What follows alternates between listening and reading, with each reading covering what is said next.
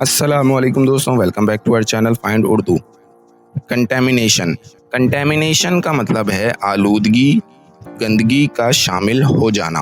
Contamination का मतलब होता है किसी साफ चीज़ में गंदगी या जहरीला मादा शामिल हो जाना। ये लफ्ज़ अक्सर पानी, खाने, हवा या ज़मीन के हवाले से इस्तेमाल होता है।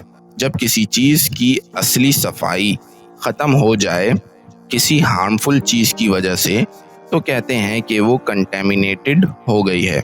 The river was closed due to water contamination. दरिया को पानी की आलूदगी की वजह से बंद कर दिया गया। तो दोस्तों, कंटेमिनेशन का मतलब है गंदगी का किसी साफ चीज़ में शामिल हो जाना जो हेल्थ के लिए नुकसानदेह हो सकता है। उम्मीद है अब आपको कंटेमिनेशन का मतलब समझ में आ गया होगा। मिलते हैं नेक्स्ट वीडियो में। शुक्रिया।